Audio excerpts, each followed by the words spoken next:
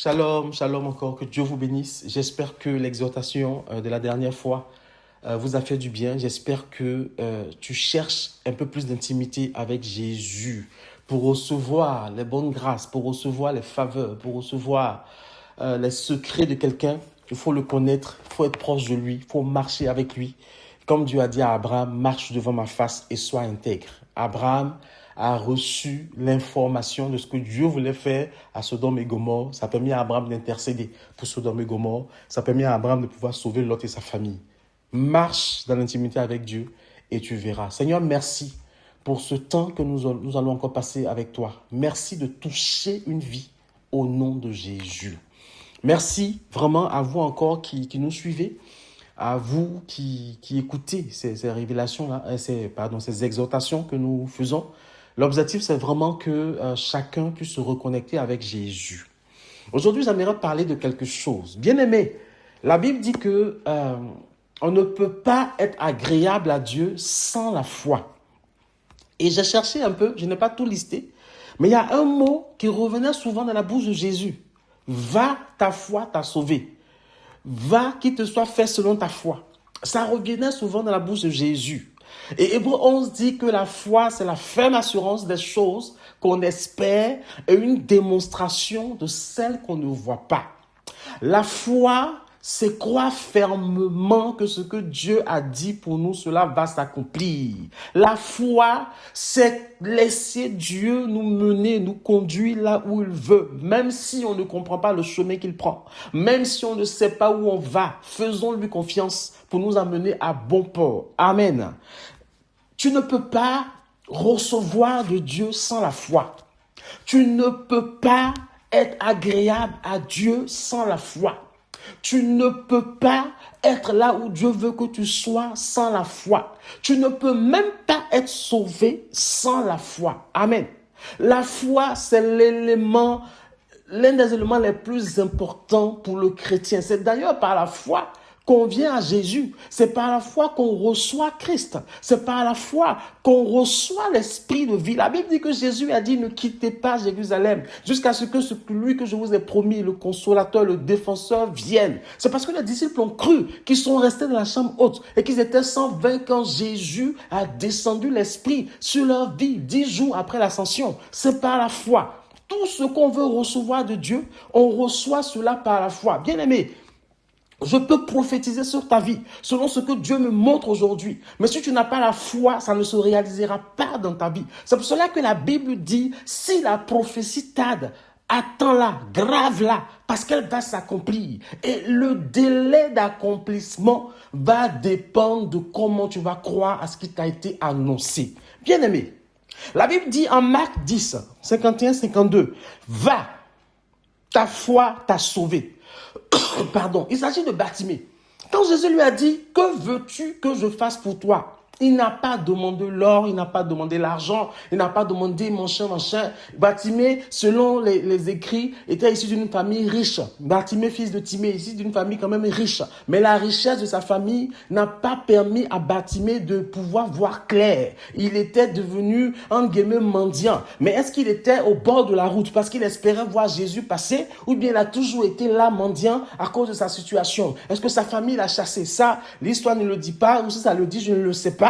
Mais ce que je retiens, c'est que Jésus dit, que veux-tu que je fasse pour toi? Bartimée a dit, je veux recouvrer la vue. Mais l'histoire derrière cela, c'est qu'avant que Jésus ne vienne à Bartimée, entre guillemets, se déplace vers Bartimée, parce que Bartimée ne voyait pas. Donc c'est Jésus qui s'est déplacé vers Bartimée.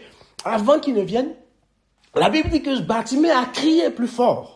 Il a dit, fils de David, aie pitié de moi. Bartimée n'a pas laissé la foule l'empêcher de crier au fils de David. Bartimée n'a pas laissé ses échecs passer avec les médecins, avec toutes ces choses-là, l'empêcher de crier au fils de David. Bartimée a dit, j'ai essayé par mes propres forces, j'ai essayé avec la richesse de mes parents, j'ai essayé avec les médecins, j'ai tout essayé, ça n'a pas marché. Je vais essayer Jésus. Et il a crié plus fort que tout le monde. Et même quand les gens voulaient le faire taire, il a crié encore, Jésus l'a entendu. Comment tu cries dans ta situation?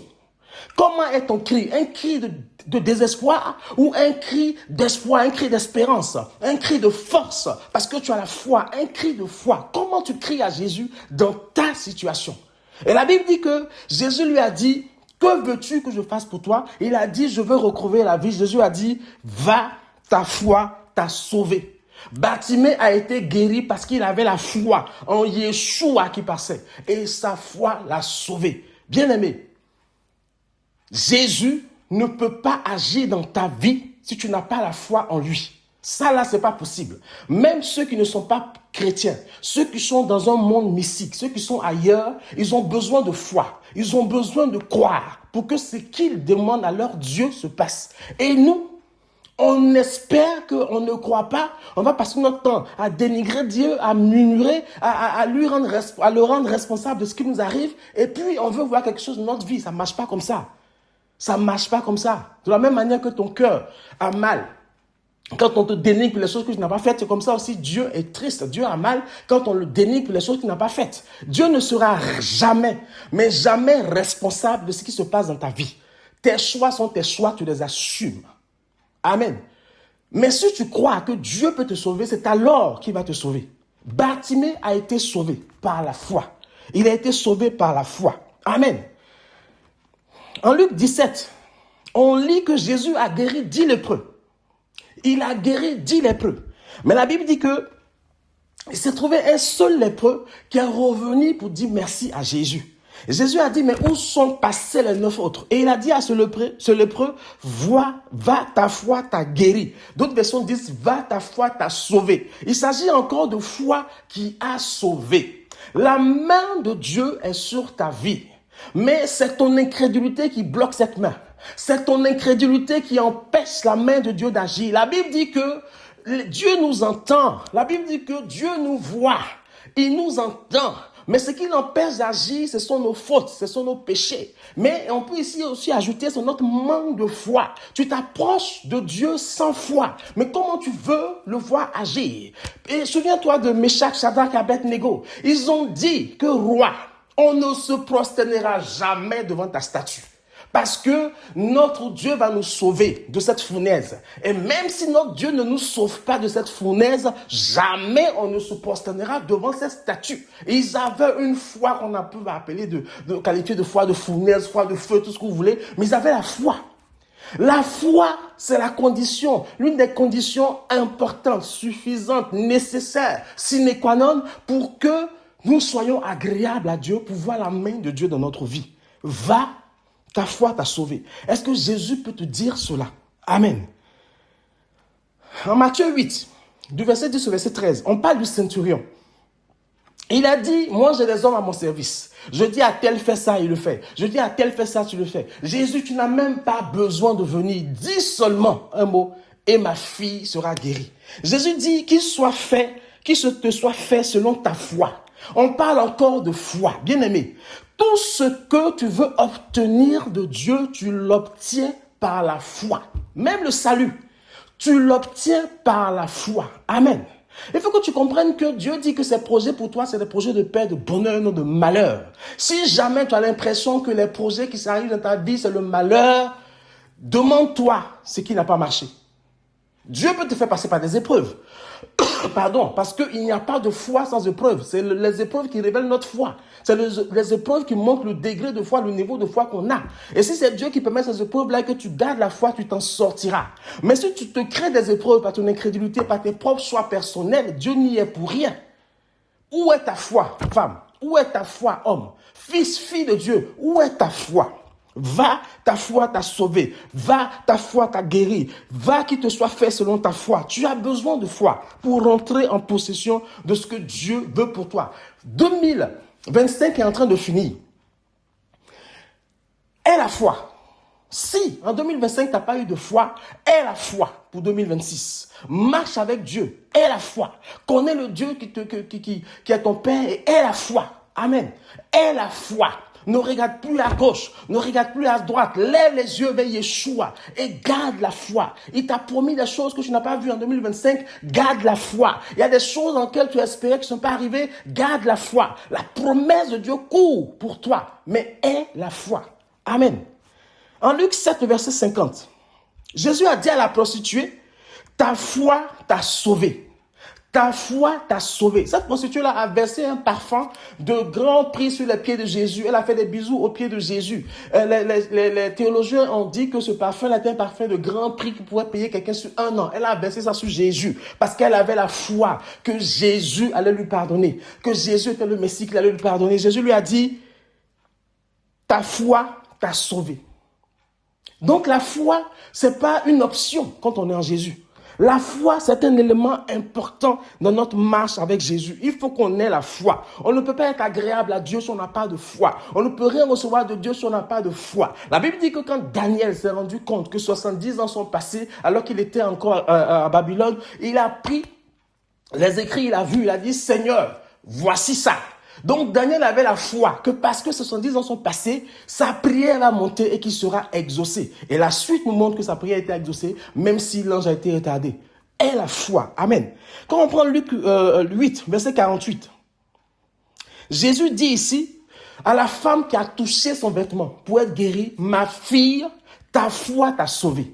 Cette femme-là a été sauvée par la foi. Bien aimée, elle a cru que malgré la foule, malgré tout ce qui se passe, je ne suis même pas digne qu'il me regarde. Je veux juste toucher le bord de son vêtement. Elle a essayé beaucoup de choses. Ça faisait 12 ans, désespérée, abattue. Mais elle a dit, Jésus, je ne l'ai pas encore essayé. Et puis, elle allait toucher le bord de son vêtement. La foi était telle que Jésus a senti une force sortir de lui. Et il a dit, ma fille, ta foi t'a sauvée.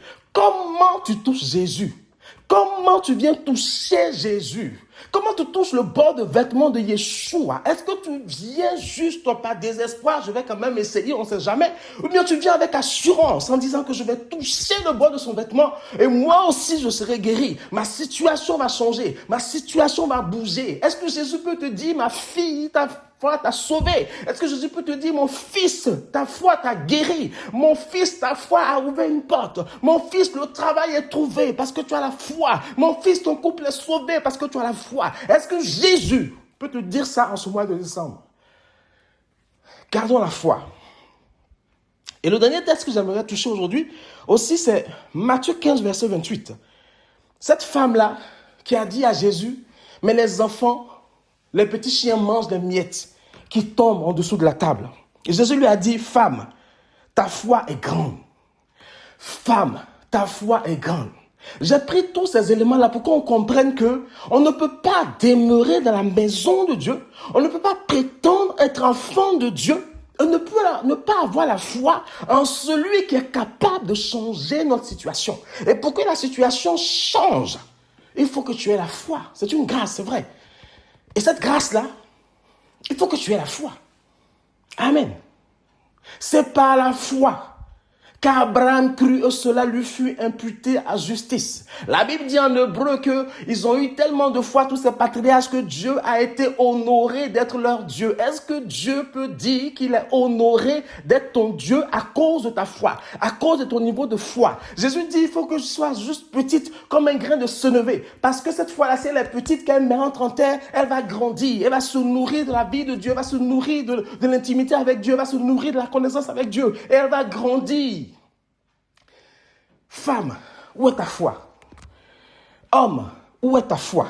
Jésus dit, ne t'ai-je pas dit que si tu crois, tu verras la gloire de Dieu? C'est ce qu'il a dit quand Lazare était décédé, que Marie et Marthe étaient désespérées et que 4 jours plus tard, le corps de Lazare pourrissait, qu'ils ont dit que tout était désespéré. Et la Bible dit que Jésus a dit, ne t'ai-je pas dit que si tu crois, tu verras la gloire de Dieu? Alors que chez les Juifs, après 4 jours, on se dit que l'âme est montée, il n'y a plus rien à faire. Jésus a dit, enlevez la pierre, il a appelé Lazare, Lazare sort. Il a dit, déliez-le, laissez-le aller. Est-ce que Jésus peut dire aujourd'hui, ma fille, sors, mon fils, sors, déliez-le, laissez-le aller parce que tu as la foi. Jésus dit que je te dis que si tu crois, tu verras ma gloire. Si tu crois, tu verras ma gloire. Décembre, là, tu verras ma gloire. 2026, tu verras ma gloire. Mais ma fille, il faut croire. Mon fils, il faut croire. Serviteur, il faut croire. Alléluia. Et la foi. Et la foi. Que le nom de Jésus soit béni. Amen. Yahweh Sabaoth est prêt à agir dans ta vie. Mais tu manques de foi. Et la foi. Ton papa dit d'avoir la foi. Shalom, shalom, et que Dieu vous bénisse. On est ensemble.